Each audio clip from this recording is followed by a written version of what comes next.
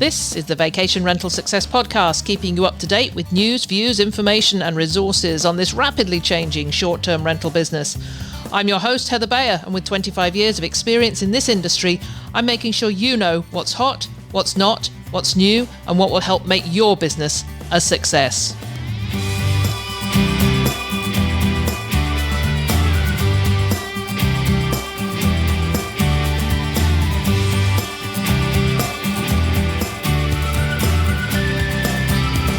Well, hello and welcome to another episode of the Vacation Rental Success Podcast. This is your host, Heather Bayer, and as ever, I am super delighted to be back with you once again. So we're continuing on our theme of booking direct this week.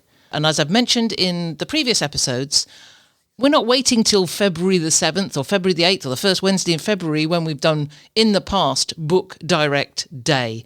This is now a movement. This is a movement that is ongoing every single day of every single month, particularly at this time of year when perhaps property managers and hosts have a little bit more time on their hands to build out their book direct systems. So let me just go back a bit. Back in the 1990s, the rise of the OTAs felt like a gift. Towards the end of the 1990s, as we went into the 2000s, suddenly property owners and managers had the power to reach this global audience without needing deep pockets and without needing a travel agency in every town. I was a tour operator back in the late 1990s in England, packaging up flights and hotels and other accommodation for the British market to come to Canada. I remember this. I remember the OTAs coming on the scene, and it was a gift. It was like the dawn of this more independent entrepreneurial era where you weren't reliant on anybody else. But things have changed, and it's almost like we've come full circle again. And last week on the podcast, I spoke with Lewis Andrews from OVO Network, and even he acknowledged that while his network, OVO, operates a bit like an OTA, it still keeps that spirit of partnership alive. But when we talk about today's heavy hitters like Airbnb and Vrbo and Booking.com, the vibe's very different. They aren't platforms you can collaborate with anymore. They're entities you answer to. Whether you've got one cottage or hundreds of properties, it can often feel like you're working for a faceless landlord. Or as one of my past guests once said, it's like Rackman's back. You've got to know who Rackman was. He was a landlord in London in the 1960s, I think. And he made his name from being particularly awful to tenants. And you can search Rackman, R-A-C-H-M-A-N, and that'll give you more details. But it reminded me of that whole era. Only now, instead of banging on somebody's door for rent, these landlords are tweaking algorithms. They're taking our guest data and they're changing the rules overnight. And we just go along with it. Well, today's guest, Humphrey Bowles, has something to say about that. He's the founder who coined the term digital sharecropping, and his viral talk, The Entrepreneurial Illusion, They Take the Gold, You Keep the Glitter, has struck a nerve across the industry. Humphrey's not just pointing fingers, he's building real solutions for property managers who want to take back ownership of their business, their risk, and their future. So in this episode, we talk about platform dependency, we talk about psychological burnout, and why so many short-term rental operators are now waking up to the fact that what they thought was a business might just be a job in disguise. This is a bold episode, but if you've ever felt that uneasy shift in control, you'll want to hear what Humphrey has to say. Let's get into it.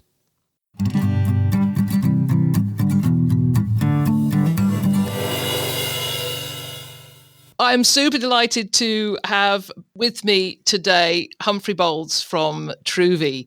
It's an absolute pleasure to have you on the show, Humphrey. I was going to say it's been a couple of years since we talked, and I was thinking that was back in Barcelona a few years ago, but I think we might have crossed paths at conferences between then. We definitely have, Heather, and it's great to be here. And I was thinking about you this morning because I saw another post celebrating someone's superhost status on LinkedIn.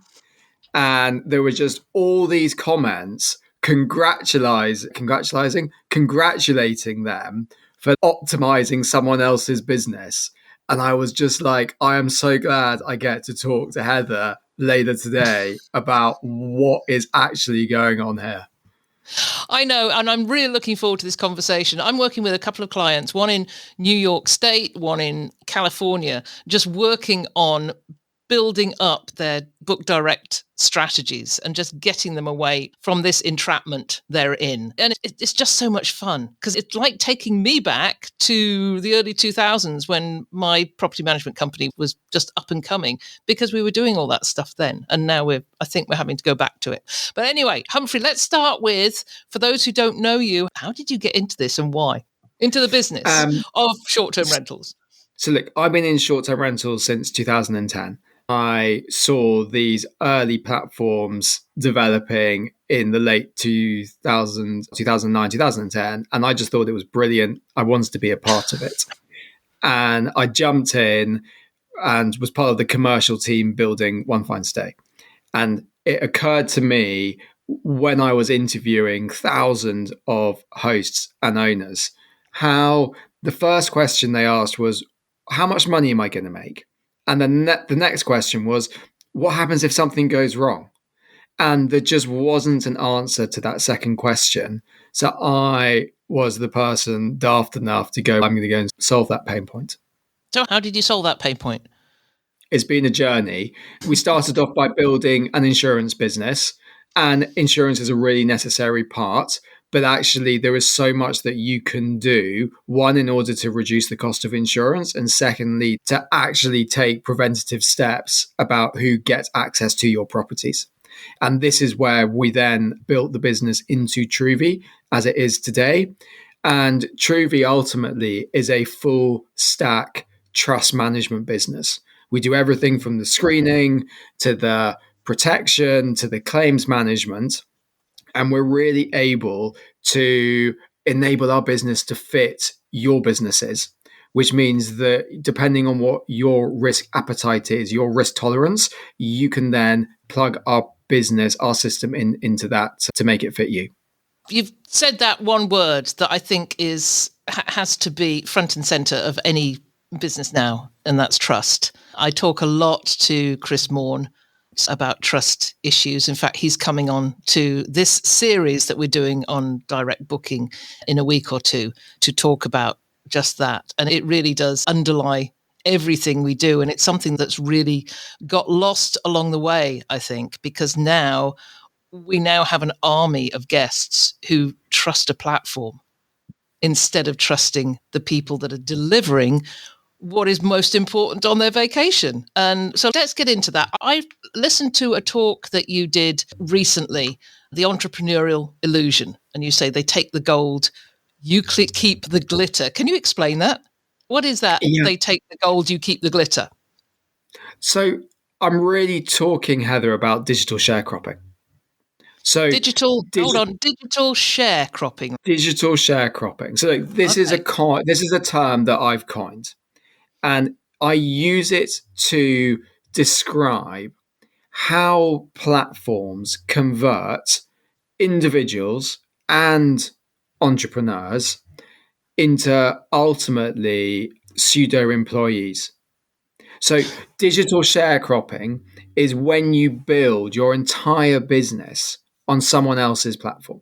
You create all the value, you serve all your customers, but you don't actually own the relationships. And therefore, you're only capturing a fraction of the wealth that you are absolutely responsible for generating.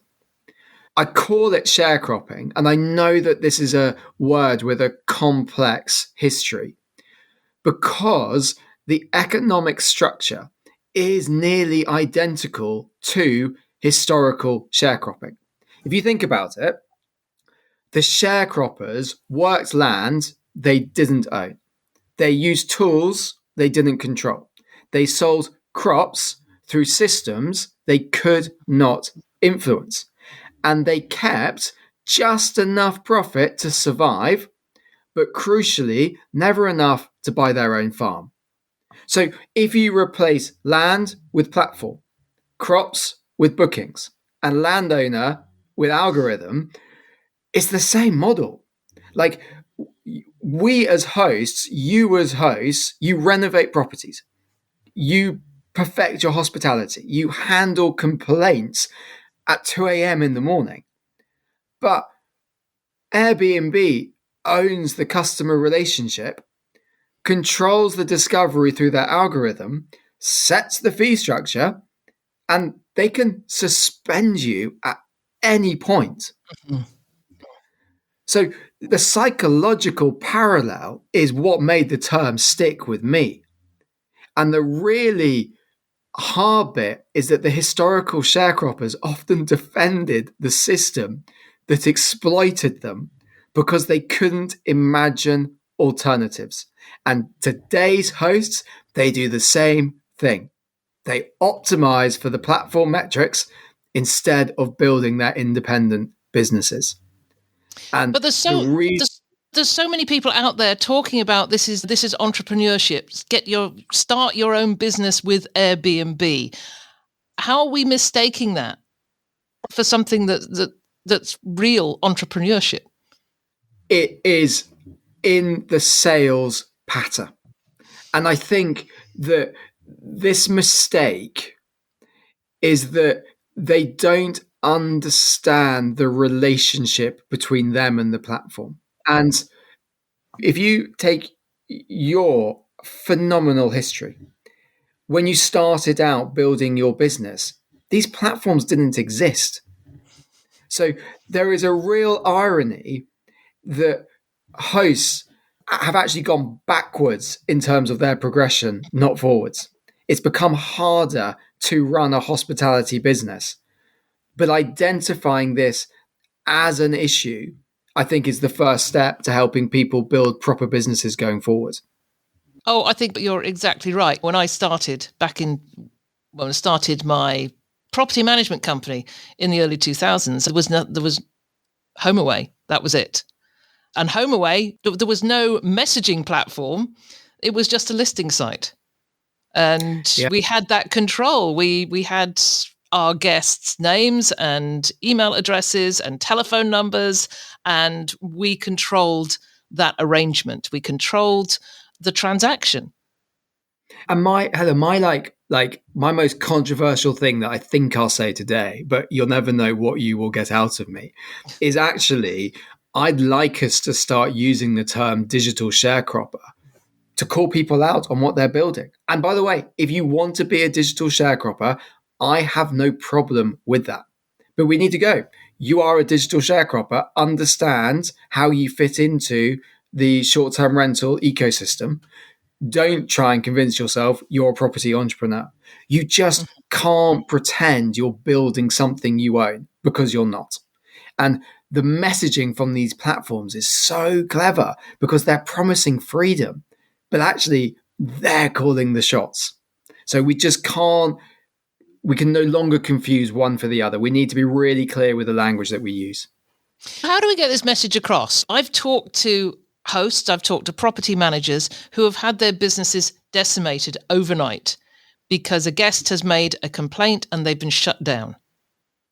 Yep. And they sit there going, I don't know what to do. I've lost all my guests. I can't get hold of them. I can't speak to them. They're just gone. So that is out there. It is, and they're not isolated. I don't think they're isolated case studies because I've talked to people, but I've talked to others who know of these things. And I'm sure you have heard of multiple incidences of this happening. But how do we take that message that this is out there? This is a very real potential and it can come completely out of the blue. How do we get that message across to those people who are seeing the bells and whistles of the OTAs and getting so excited that they are now business owners and entrepreneurs and they're out there creating their own freedoms, but they could be taken away in an instant?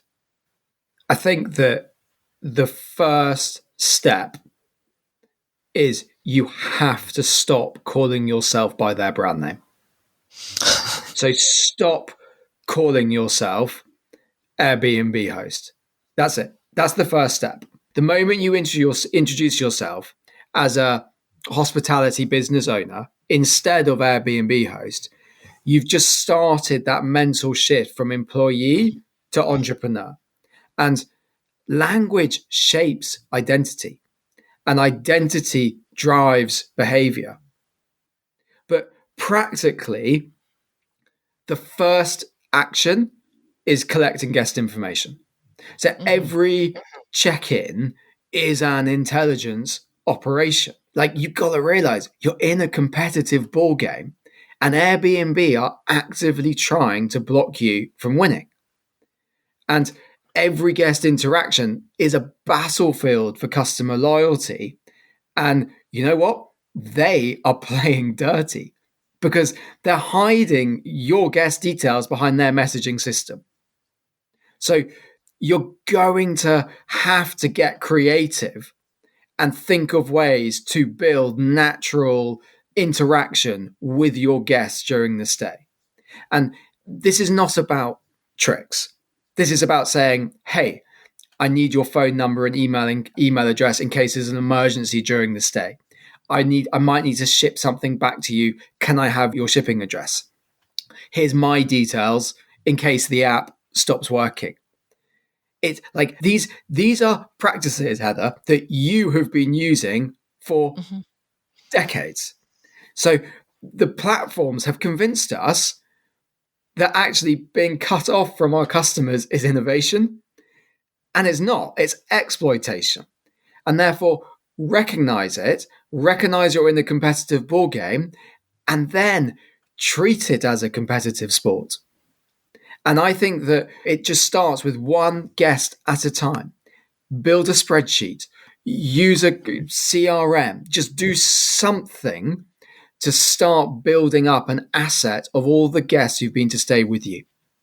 You said in your talk, we traded ownership for convenience and independence for exposure. Now, those things are still there. It is convenient because you don't have to do a lot of work if you just let them do it for you. So I think the way I'm thinking is, for many, I just want this to be an easy thing because that's what I've been told. That's what I've been told on all the YouTube videos. And I just paid $1,000 for a course to tell me that. So it's convenient and I get a lot more exposure. How do we move away from that? There is work involved. And I know that. When I sold my business in 2022, God, that's 3 years ago, 2022, we were 85% direct book. We had gone from 100% when we started in 2003, but we were still at 85% 20 years later. But we worked at it. My goodness, we worked to maintain our exposure. We did all the marketing. We did all the outreach to guests. We followed up after every guest and asked them to share what they'd enjoyed with their friends. That's what we did, but it was work. People don't like work very much. People need to either be comfortable being a digital sharecropper and owning that term, or we do need to come together and we do need to demand better terms. Now, I don't see a world without the OTAs. I think they really do have a place. And I am fully supportive of OTAs as long as they can provide data portability, transparent algorithms, revenue sharing that reflects actual contribution, i.e., don't charge fees on repeat bookings. But you're completely right. We've been seduced by the convenience narrative. And I think the platforms need us more than we need them. Mm-hmm. If we did ask for better terms, they would find it very difficult. But it is because of how fragmented hosting is all around the world, which makes group action very difficult. But ultimately, the path forward is to be hybrid. But it's to use them strategically. So use platforms for customer acquisition, then convert those relationships to future direct bookings through your stellar service and your local expertise. Build your brand on their traffic, then graduate your best customers to your own ecosystem. And you spoke about 85% direct bookings. I think those days are gone for so many people.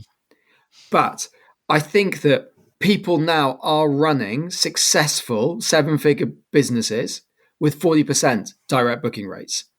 And they are competitive by being better at hospitality than anyone else, not trying to game the algorithm.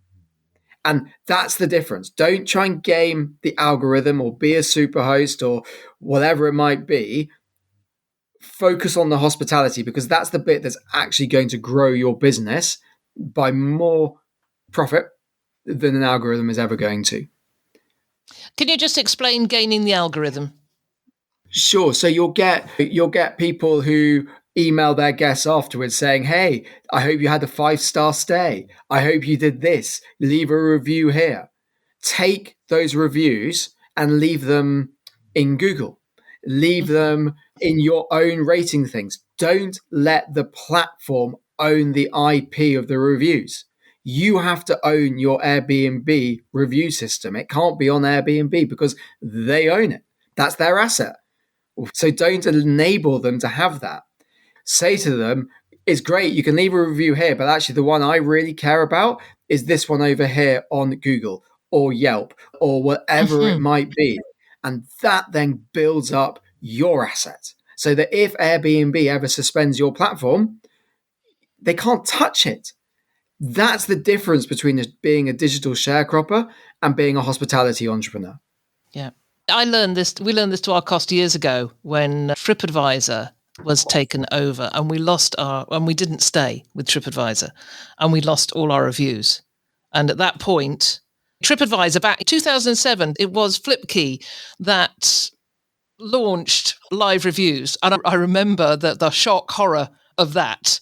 Oh my gosh, we're going to let people actually say what they really feel live, and we can't do anything about it. To people these days, that just seems weird that we might think that way. But there we were. We'd never had live reviews before. So Trip Review comes out in 2007 and does that. Then taken over by TripAdvisor, and then TripAdvisor gets swallowed up, and we decided not to continue, and we lost just hundreds and hundreds of reviews, and they were gone. IP. We could not. That's we IP. couldn't.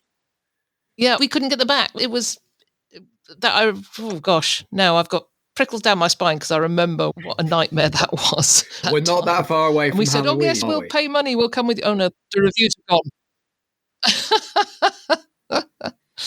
But yeah, it's interesting you mention reviews because it's not something that comes up a lot in these conversations about how important they are and the fact that they're not yours. If those Airbnb reviews are not yours. So we talk about moving away from convenience and independence, etc. You need to break down the customer journey from start to finish. And at each point along that journey, you need to go, okay, why are they doing this? Why are they not letting me do this independently? I need to do this independently, and I need to do this. And it can be an email, Heather. It can be, hey, could you just send me a text message on how you found it? Could you just send me a voice note? Could you send me a quick recorded message about how you found your stay? This is valuable IP that you own as a hospitality entrepreneur. And I can't underestimate the value of that as when you try and build generational wealth, that you have these assets that you can show. So you talk about asking for information from guests. How can you do that? Can you do that outside of the actual stay when you have a little bit more control of connecting with the guest? But because with Airbnb's temporary telephone numbers, that's just made it even more difficult to get that connection. Sure. So you got to get creative. Look, when your guests come, your purpose, as well as providing great hospitality, is to get their contact details. And this is like, these guys are playing dirty because they want you to lose. Like, we're in this like ridiculous thing where we're the first generation of entrepreneurs who measure success by how well we serve our competitor. I wrote a post on LinkedIn this morning about it being like Stockholm Syndrome's sister, superhost syndrome. We've been like, our brains have been rewired to be friendly to the kidnapper. It's dangerous though, because the reason I'm so passionate about this is for the very real point that some people take you with your reviews. You can wake up one day and realize you don't actually own anything of any value. And we spend our most productive years trying to do the right thing, play by the rules, and build wealth. But you're actually building their business, not your business, because we've swapped convenience for independence. And that's truly scary.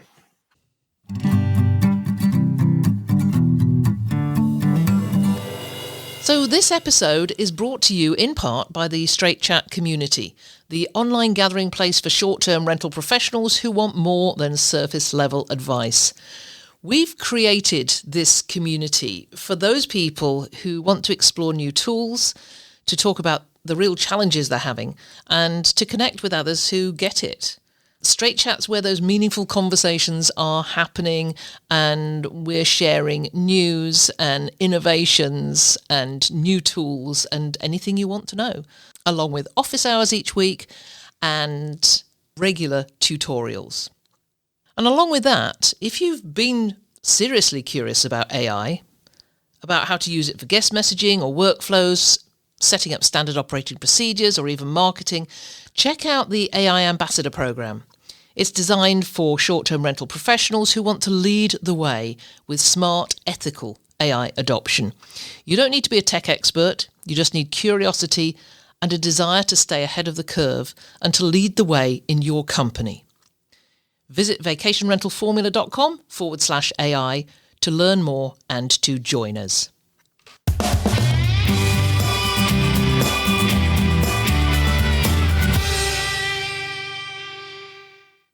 Let's get practical, step by step. If somebody's listening to this and they're finally going, I finally get it, I get it, and I've got to do something. Let's do step by step. What should they be doing to break free? I think that's a great question. And I think there are many different areas that you can focus on. Like I said, customer journey, start to finish, identify your areas. But for me, there's three which really stand out.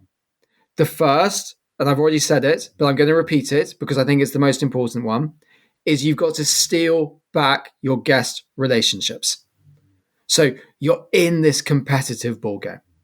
Airbnb are trying to stop you from winning. Plus, they're playing dirty. So you're going to have to get creative, but these are not tricks, okay? They're legitimate business practices. You're not doing anything wrong. Secondly, I want you to focus on building independence. Now, this means you've got to stop being a digital tenant and renting your revenue, and you've got to start being a hospitality entrepreneur.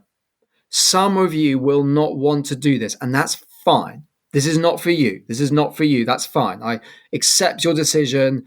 I understand why you're happy just being an Airbnb host and accept the rules that you play with. And that's fine. For those who do want to break free, this is not about competing with Airbnb's marketing muscle. This is about becoming the local expert that their algorithms cannot replicate or replace. And it means, yes, having a direct booking website, or at the very least a Facebook page where people can find you if they want to. It means, yes, having property names which people will remember and they can search for them.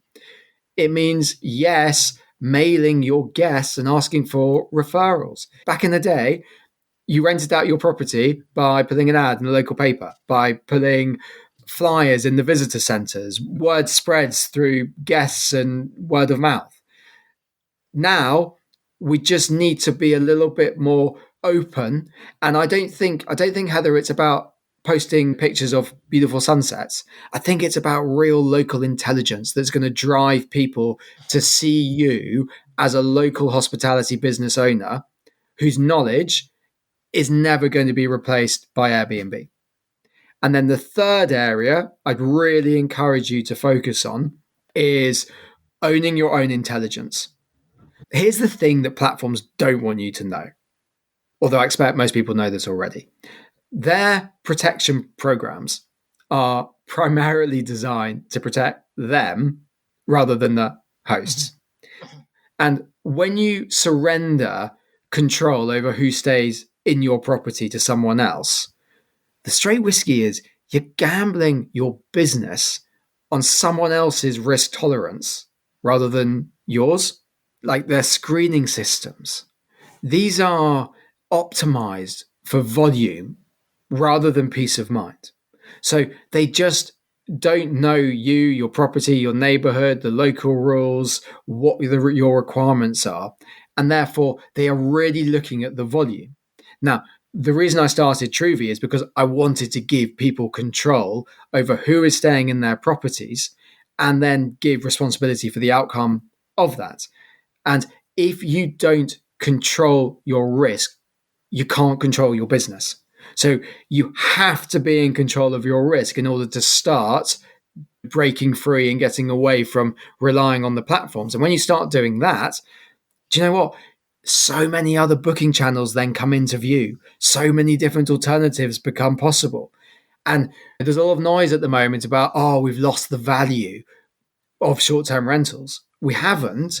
It's just been eroded by the OTA's booking fees. So take out those booking fees and you get that value back, and it allows you to run a better business, an independent business, and be in control of your destiny. I want to come back to something you said about the local aspect of it, because that's where I've seen property management companies in particular really focusing down on their expertise in the local area. We live there, we eat in the restaurants, we take part in the activities, we walk the hiking trails. But this is just going back to where we were 20 odd years ago. We made our name because we accepted pets with no fees, but also because we told people where they could take their pets to run off leash. Because we knew and these were local areas that only the locals knew, because you don't want to make that too public, but we shared that information. And it was that sort of local expertise that got our name out there as somebody to be trusted, because we lived there, we lived, eat and breathe it. I love that. That is number 2 to a T. And that is something that you own, you nurture. And I'm not sure we're allowed to say the billions that you managed to exit your business for, had that live on the podcast. It is something that you built some generational wealth for your family. And the issue is that has been eroded. And therefore, the ability to do that has been diluted. Yeah, and then you do have the power to bring that back. And I've been banging on this for the last 10, 12 years, since Airbnb really hit the market, so back in 2014. I've just seen people falling down this OTA hole and now really struggling to climb back out of it. But there are ladders. Yeah, and do you know what? Those ladders are metrics.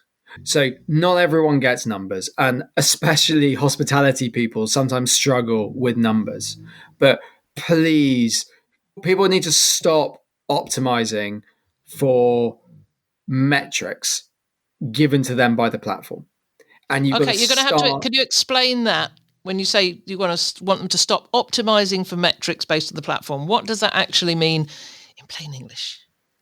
It means most hosts know their occupancy rate, but not their profit per guest night. They celebrate 5-star reviews while margins shrink. So you need to track your guest lifetime value. You need to track repeat booking rates. You need to track your real profit after all costs. When you understand your actual business metrics, instead of chasing these kind of platform vanity numbers of 5-star reviews or guest favorite property or whatever it might be, you actually start making decisions like a business owner, not like an employee. And like independence doesn't happen overnight. And where we are now, we're a long way from independence. But it starts by recognizing that you're not building their business, you're building yours. act like it. So do you have to be, I'm not great at numbers, and to be fair, to be honest, I don't think we ever really tracked all those metrics. For people out there who are like me and who are thinking, how do I do this? Do you learn it? Are there people out there who will help a small business do this for you? Or I'm sure I cannot go through a single episode without mentioning AI. I'm sure that we could create I've got a team of developers. We could create the system that would allow you to create those metrics. What's the easiest method? There's no easy method. There's no easy method. It's hard graft. It's not convenience. It's hard graft, but it is stepping up to the plate and taking it on. So this is the best time you could ever imagine for starting a business. The tools out there to help you are phenomenal. Use them, but take ownership and responsibility and accountability for what you're doing. And the only person who can do it is you. So don't try and pass it on. Accept you need to do it, or accept you're going to be a digital sharecropper. But don't kid yourself that you can be a digital sharecropper and a hospitality owner. So I'm going to go back to something that you mentioned earlier that you said was really important, and we've covered it once. I want to cover it again, and that is that important time when the guest is in the property, when you've got more of a chance to get to them and get their information. How best do you do that? Because I mean, there's products like StayFi out there that will help you to collect that information, and I'll put link to StayFi on the show notes. What else? What other methods, Humphrey? There are a number of different things you can do. And I'm just going to repeat what I've said, which is the free one, which is ask them. Mm-hmm. Ask them. Like every single guest that comes through, but how do you ask them when the platforms are listening in, perhaps? Fine. They're listening in. Ask them anyway. I'm sure we will get to a stage where Airbnb will block any email or phone number being exchanged on their platform. But this shows, quite frankly, how bad this situation has got. Remote check-ins are all the things, aren't they? So you can build in legitimate processes where you give them your number and you say, when you get to your property, you need to call me. Where you can say to them, if you leave something behind, I need to ship something back.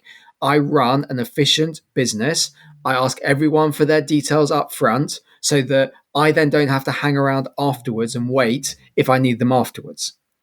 And then, yes, there are businesses like StayFi, like Truvi, who can help you collect those personal details from your guests so that you don't have to ask them.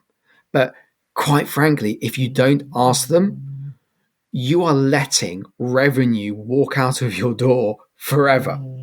And no responsible business owner would allow that situation to happen. And also, obviously, give them your details. Give them your details, leave them somewhere obvious, tell them to contact you.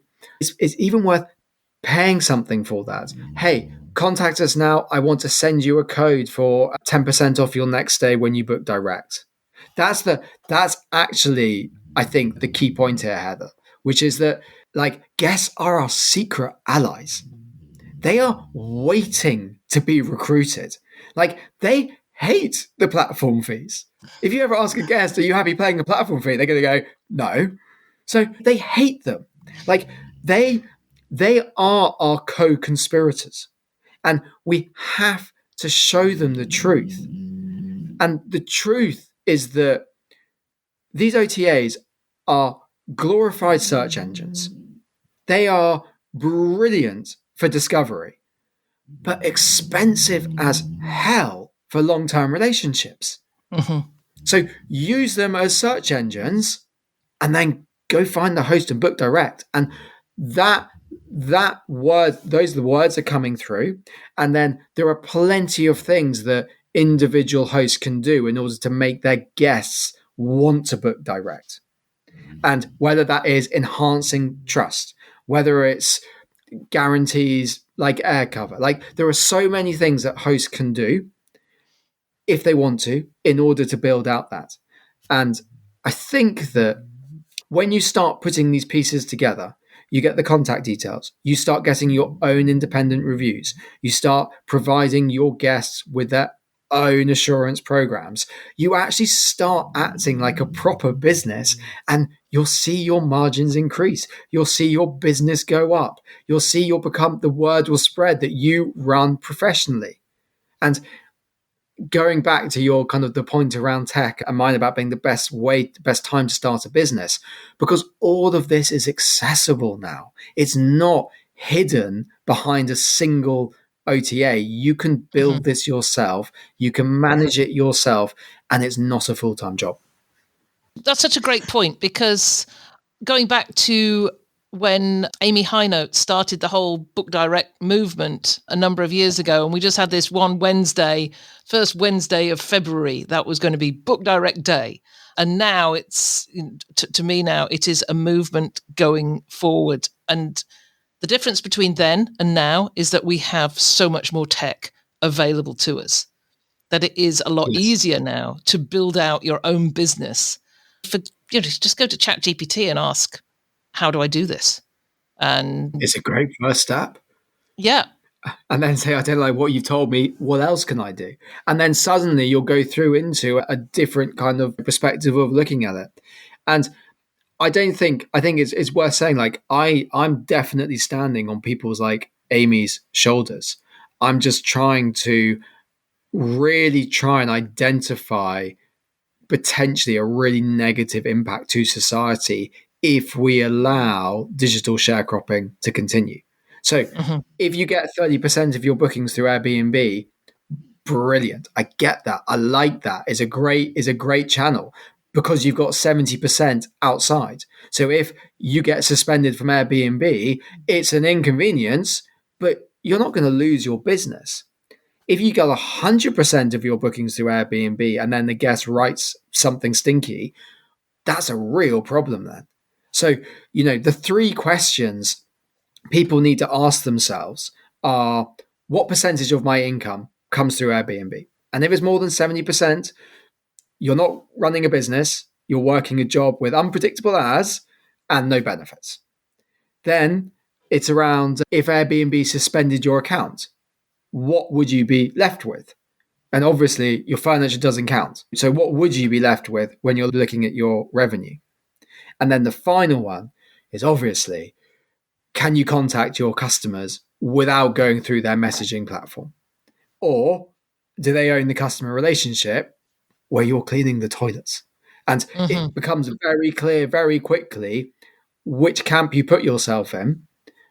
We have allowed ourselves to go way too far, and now we just need to bring ourselves back into the middle. But it is a hybrid model. I do not advocate for losing the OTAs. I think they have a huge amount of value to play, but they also do need to transform towards more genuine sharing of information and data with the people who create the value on their platform. Because without those people, they are nothing. And we, as hosts, do actually have more control than what we think. And it is by harnessing that control together that actually we can start to take some really meaningful steps to put pressure on them to start doing that. There's so many great messages in this conversation, Humphrey. I'm looking forward to taking the transcript and pulling out some specific pieces, because you've given some gems today. Before we finish, can you tell us about Truvi? I know all your years with Superhog, but I'm not as familiar with Truvi. How is that helping property managers and hosts take back control? Wow. So we rebranded from Superhog to Truvi, which is a very amusing story, but I can't say it before the watershed. So that will be one for another day. And if anyone's listening, they can happily DM me to find out what that is. So look, Truvi addresses the fundamental control problem within digital sharecropping. Most hosts surrender risk management to platforms because they think they have no other choice. And when you use Airbnb screening, like I said, you're gambling on their risk tolerance, not yours. Their algorithm doesn't know you, your property, or your situation. So they're optimizing for mass volume. That's a lot of people that look through Airbnb. not your peace of mind or your owner's peace of mind. So Truvi gives property managers enterprise level risk intelligence that was previously only really available to the big OTAs. And the wow moment isn't so much catching bad actors, it's feeling like you've got this analysis at your fingertips, because then you can make informed decisions about who stays in your property instead of crossing your fingers and hoping that the platform got it right. And I think that the strategic value is when you control risk assessment, you can take direct bookings confidently. So you can take bookings from any platform confidently because you're not scared of bad guests. Mm-hmm. And removing that fear is really important. And we can do that as a business contactlessly. So you don't need to put your guests through an additional journey. We can provide you with that whole process without your guests actually knowing they're going through a screening process. And then on top of that, we also provide damage protection up to $1 million. But you can choose your coverage, not platform dictated terms. So you're not stuck with whatever Airbnb decides to cover or how long they take to process claims. It is very much for you to put in place depending on what you or your owners would like it to be. And the last thing I'd say is that independence does require infrastructure.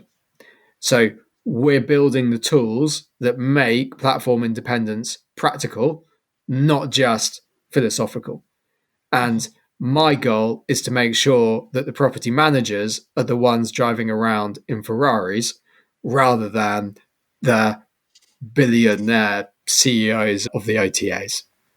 This took me back a little bit to when the early days of our business, when we prided ourselves on screening our guests, and that's how we got new owners. That's how we acquired so many new owners, because that was their concern. How do I know who's going to be in my property, or how do you know who's going to be in my property?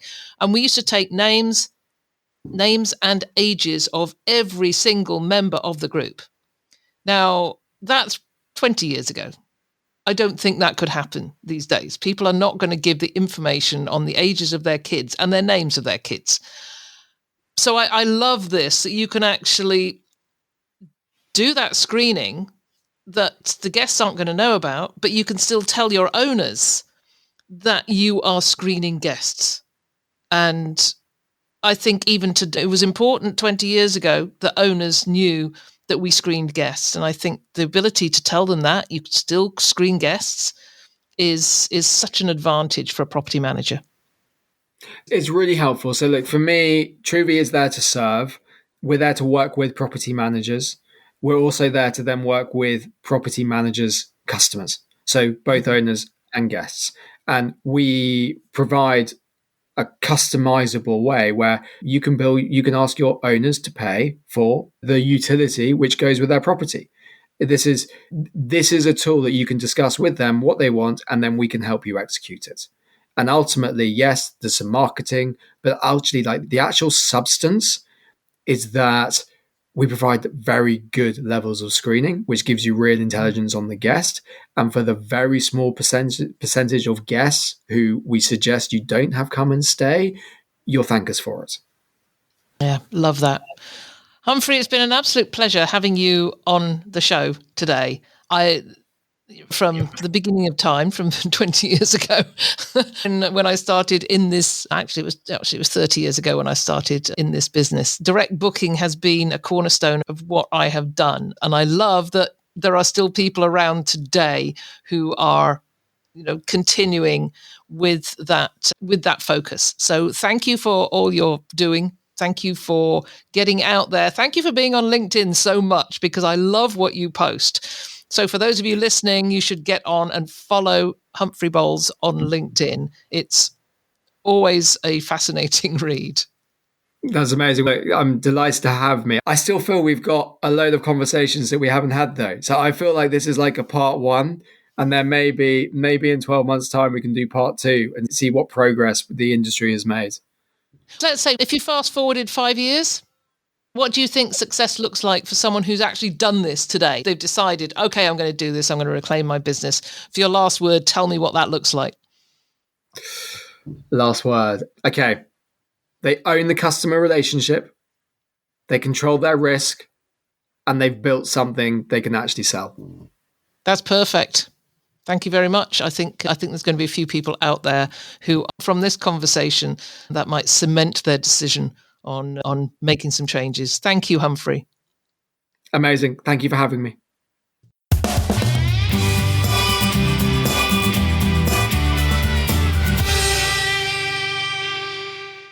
Well, thank you very much, Humphrey Bowles, for joining me in that insightful conversation.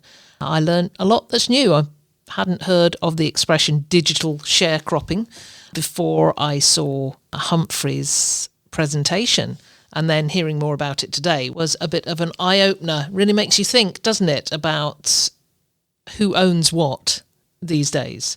And that makes you think about the whole issue of being an entrepreneur. You know, are you really an entrepreneur if your business is pretty much owned by another entity? So a lot to think about. In the coming weeks, we're going to be talking more about direct booking and about different strategies that you can follow to increase your opportunity to become more independent. It's really weird when I think about it. I've been talking about this for so many years, but it seems that we are spending more and more time now talking about direct book. And I guess because of Airbnb are dropping so many new things at the moment that it's almost every week something new is coming out. And, you know, if you're in Europe and listening to this, you might not be party to some of the things that are happening now in the US market, but be assured it's coming to you. I remember probably 2 or 3 years ago hearing that Airbnb would at some point drop the service fee from guests and put it onto owners. Well, that's happened now. I heard a long time ago that Airbnb would make it more and more difficult to connect with guests by removing the ability to use your own telephone numbers, and now they've done that. So, you know, bit by bit, they are eroding every last bit of independence from your relationship with them. Now, Humphrey said this, Lewis Andrews said the same thing a week or so back, that this does not mean you have to just dispense with the OTAs altogether. They do have their uses, but the time has come for us to now use them and not let them use us.